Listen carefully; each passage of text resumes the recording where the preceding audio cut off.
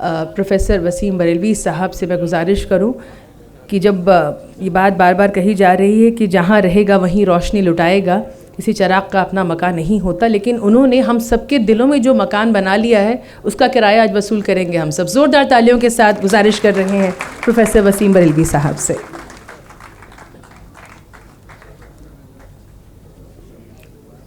मेरे मोहसिन करम फरमा,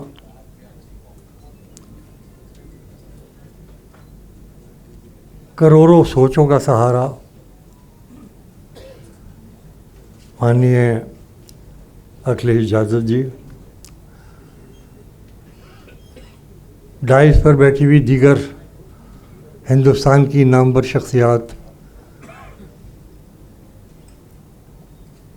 अम्मार रिजवी साहब, सलमान खुर्शीद साहब, अभिषेक मनु संघवी साहब, ताहिर महमूद साहब, SM अशरफ साहब, खलीलुर रहमान साहब, ये हमारे मुअज़्ज़ज़ मेहमान हैं जो आज इस डाइस पर तशरीफ़ फरमा है।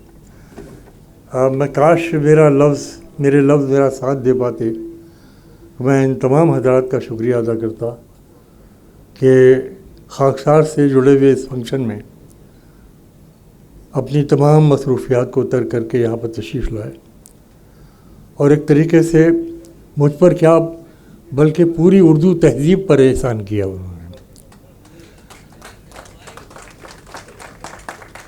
हिंदुस्तान बड़ा अजीम मुल्क है, हम खुशकिस्मत हैं कि इस हिंदुस्तान में पैदा हुए हैं, लेकिन इस खुशकिस्मती के साथ एक बहुत बड़ी ज़िम्मेदारी है कि हम हिंदुस्तान की इस अज़मत को कर्म, वाणी, वचन, अमल से, फ़िल से, अपने रख रखाव से, गुफ्तगू से और समाजी बर्ताव से हिंदुस्तान की इस अज़मत की हिफाजत करने की कोशिश करें।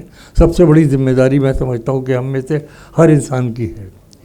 आज की ये महफ़िल जिस तरीके से ज़ाहिर कर रही है कि हम कैसे मुल्क में रहते हैं जहाँ पर इतनी मोहब्बत करने वाले लोग मौजूद हैं, जहाँ पर किसी के दिल में कोई ऐसा नेगेटिव जज्बा, नकारात्मक जज्बा है ही नहीं, और ये छोटी सी महफ़िल पूरा हिंदुस्तान ज़ाहिर कर रही है यहाँ पर बैठी हुई।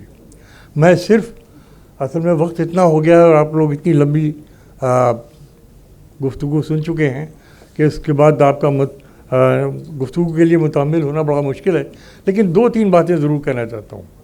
अखिलेश जी का मेरे साथ बहुत बहुत मोहब्बत, बहुत इज़्ज़त, जो इन्होंने इज़्ज़त दी है उस इज़्ज़त का कमाल जो है वो 2-3 चीज़ें मैं आपके सामने बयान करना चाहता हूँ कि हिंदुस्तान का वाहिद सियासी ख़ानदान है, स्वर्गीय मुलायम सिंह जी का वाहिद हिंदुस्तान का सियासी ख़ानदान है जिसने सियासी विरासत को ही अपनी औलाद तक नहीं पहुँचाया, बल्कि अदब, दोस्ती और साहित्य प्रेम की विरासत को भी अपनी औलाद तक पहुँचाया। एक बात।